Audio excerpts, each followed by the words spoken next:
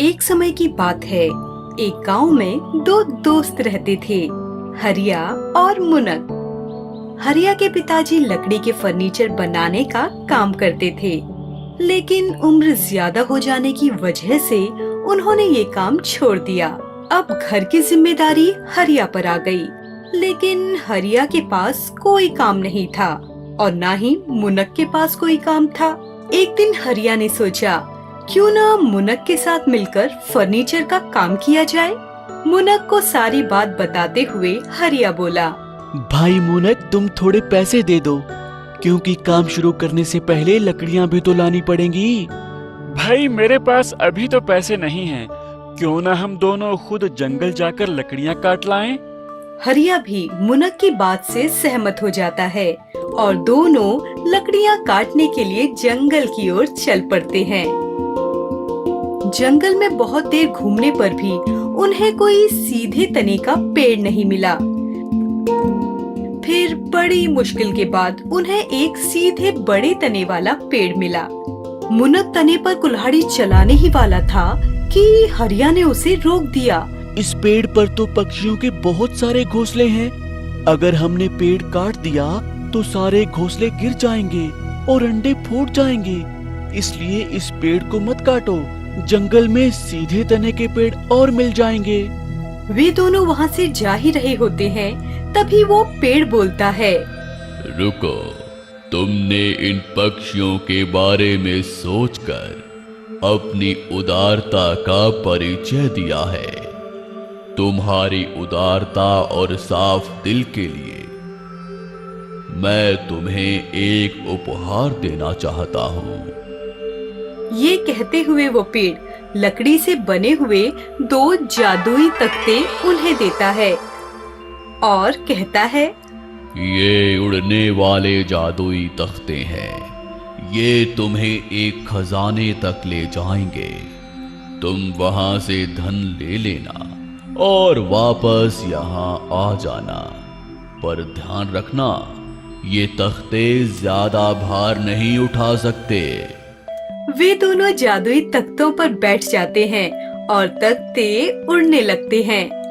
वे उड़ते हुए एक नदी के ऊपर से गुजरते हैं।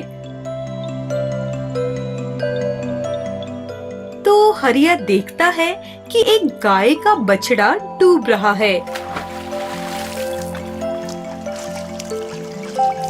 तो हरिया ने उसे अपने तख्ते पर बिठा दिया। फिर थोड़ा और आगे जाने पर उन्होंने देखा कि एक कुत्ता नदी में डूब रहा है।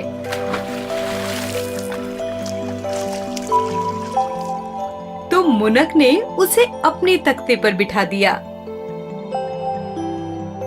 उन्होंने सोचा कि नदी पार करके उन्हें उतार देंगे, पर नदी पार की तो उन्होंने देखा वहाँ बहुत सारे जंगली जानवर हैं।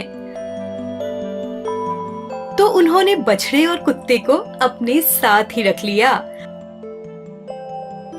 और फिर तख्ते पर उड़ते हुए एक गुफा में जा पहुँचे, जो भयंकर जंगली जानवरों से घिरी हुई थी।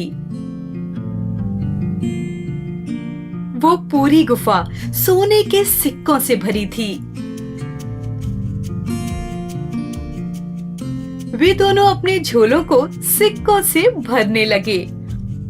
मुनक ने झोला जैसे ही उड़ते हुए तख्ते पर रखा तो तख्ता जमीन पर गिर गया। इस पर मुनक ने सोचा, ओहो, ये ज्यादा भार नहीं उठा सकता है, इसलिए इस कुत्ते को यहीं छोड़ देता हूँ। वैसे भी कौन सा मेरा है, मुझे क्या मिलेगा इसकी जान बचाकर। यह सोचते हुए उसने कुत्ते को वहीं छोड़ा और झोले में बहुत सारे सिक्के भर दिए। हरिया के साथ भी यही हुआ, पर हरिया ने सोचा, मैं इतने धन का क्या करूँगा, उतना ही लेता हूँ जितने में लकड़ियाँ खरीद सकूँ। और ये सोच उसने झोले में थोड़े से सिक्के डालकर उस बछड़े को साथ ले लिया। हरिया और मुनक वापस पेड़ के पास गए तो हरिया ने देखा कि उसकी झोली पूरी सोने से भर गई है और मुनक ने देखा उसकी झोली में सिर्फ पत्थर थे।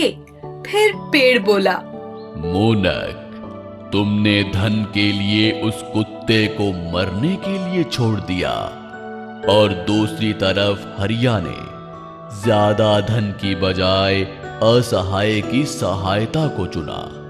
वो एक जादुई खजाना था। वो लोगों को वही देता है जिसके वो हकदार हैं।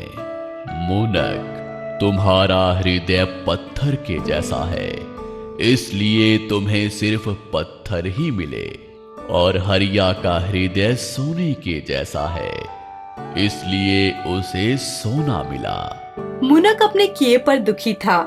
उसके बाद उसने निर्णय किया कि वो ऐसा अब दोबारा कभी नहीं करेगा, और हरिया को मिले धन से फर्नीचर का काम शुरू कर दिया और खुशी खुशी रहने लगे। भूतिया पेड़।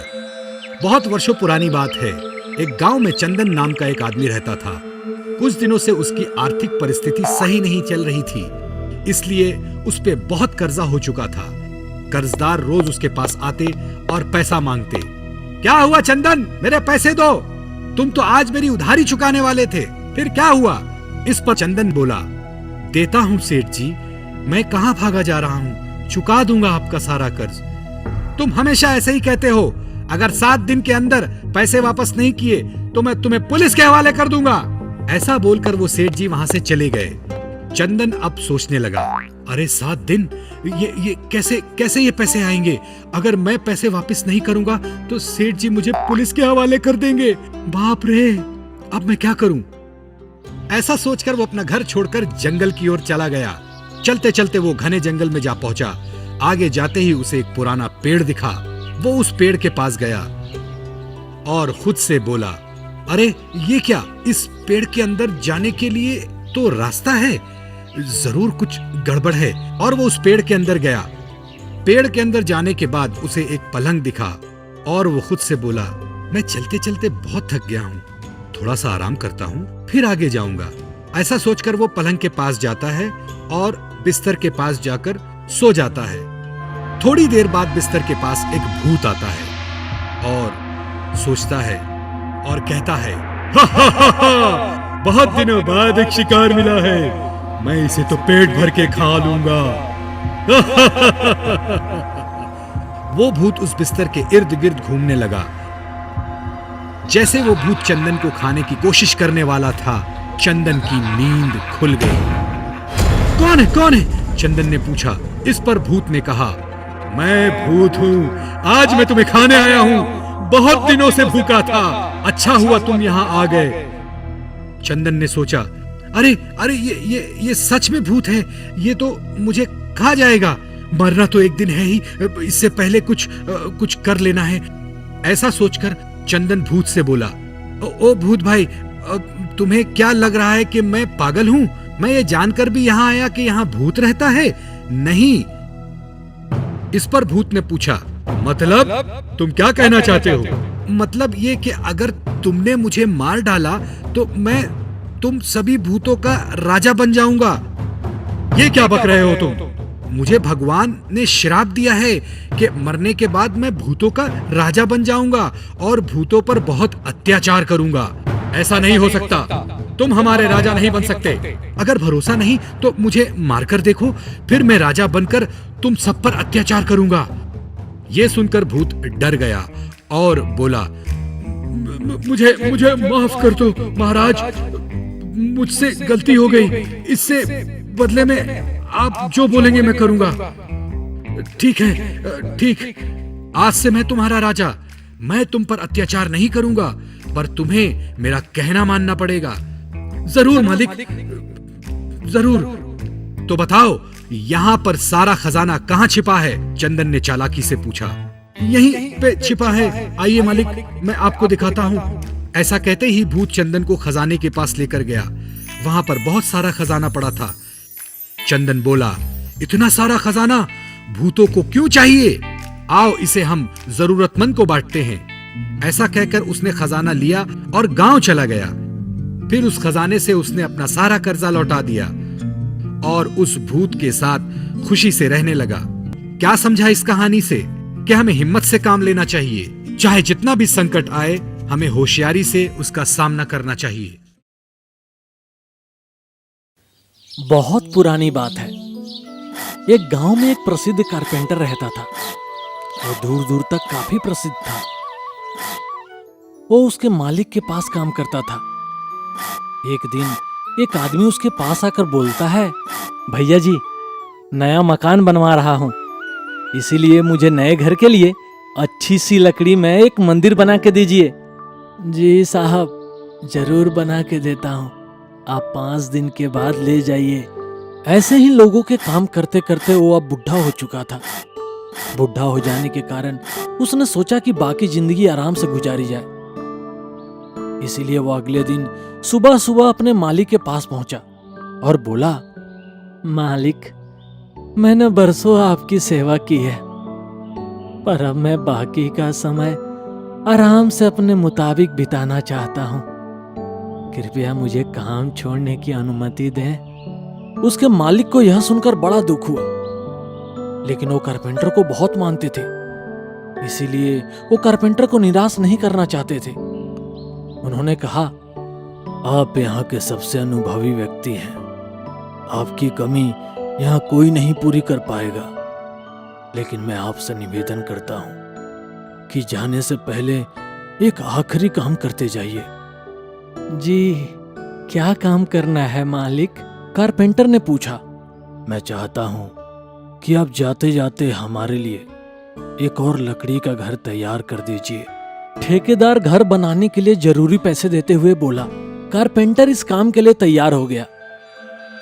उसने अगले दिन से ही घर बनाना शुरू कर दिया, पर ये जानकर कि ये उसका आखिरी काम है और इसके बाद उसे और कुछ नहीं करना होगा, वो थोड़ा ढीला पड़ गया। पहले जहां वह बड़ी सावधानी से लकड़ियां चुनता और काटता था, अब बस काम चलाऊ तरीके से सब करने लगा।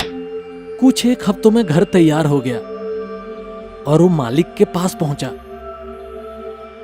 मालिक, मैंने घर तैयार कर लिया है, अब तो मैं काम छोड़कर जा सकता हूँ?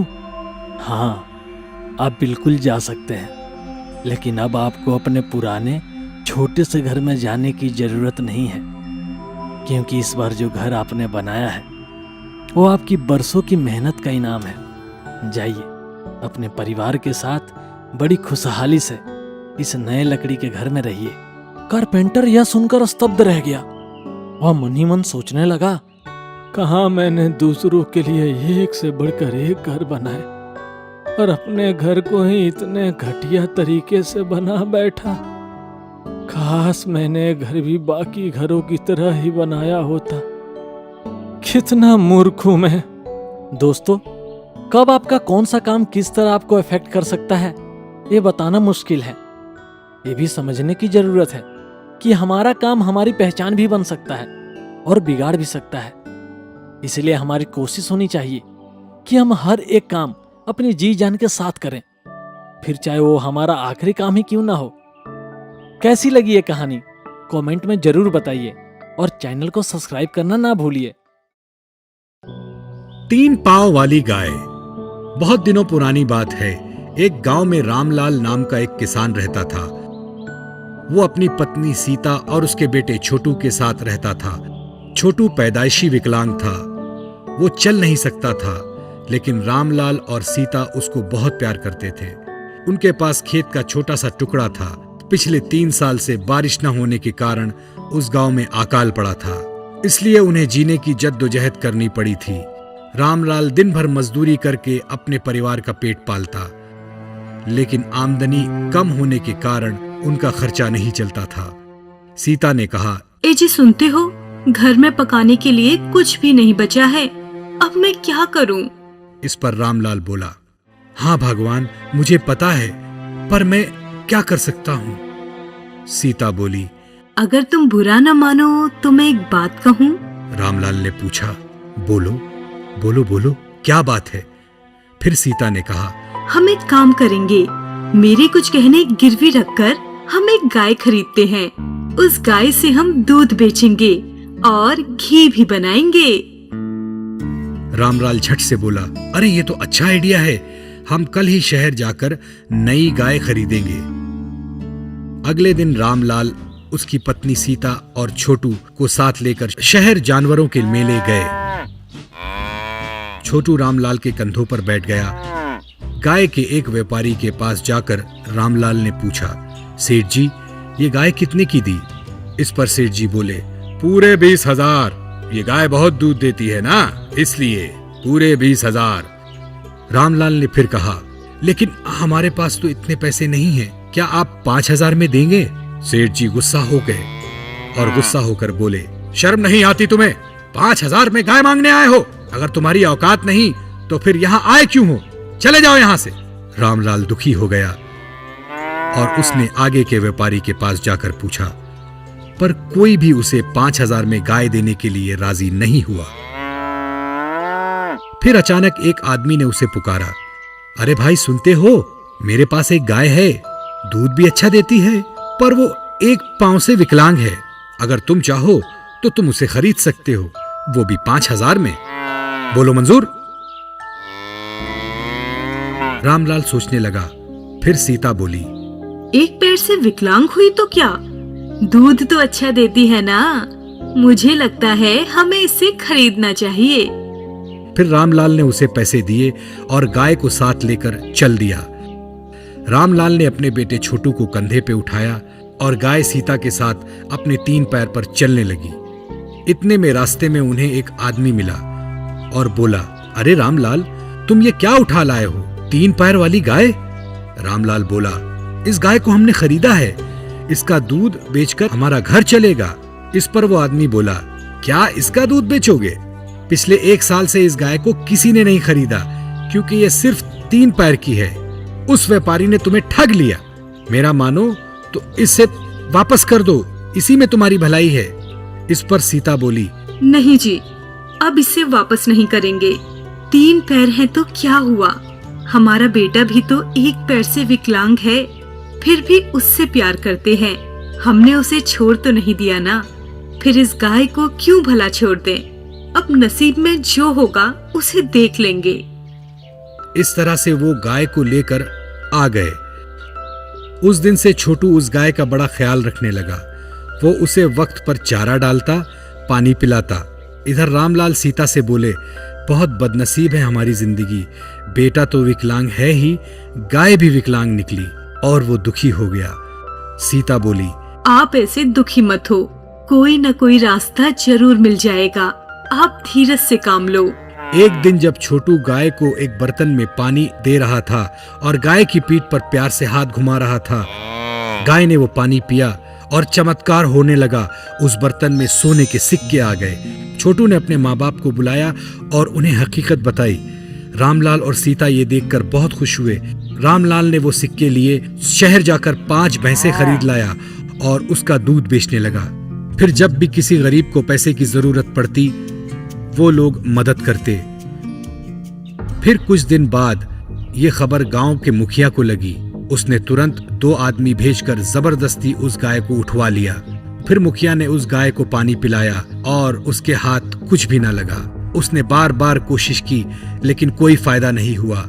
वो समझ गया कि गाय सिर्फ रामलाल के घर ही सोने के सिक्के देगी। उसने वो गाय लौटाते हुए कहा, मुझे माफ कर दो रामलाल, और धन्य है तुम्हारा बेटा जिसने इस गाय के विकलांग होने के बाद भी उसकी सेवा की, इसलिए गाय तुम्हें ही सोना देगी। मैंने उसका लाभ उठाना चाहा, ये मेरी भूल थी। एक का नेकी का फल दूसरा कोई भी नहीं उठा सकता, मुझे माफ कर दो। तो बच्चों, कहानी काल्पनिक है पर जीवन की सच्चाई इसमें छिपी है। अगर हम नेकी से काम लेंगे तो उसका फल हमेशा हमको मिलेगा।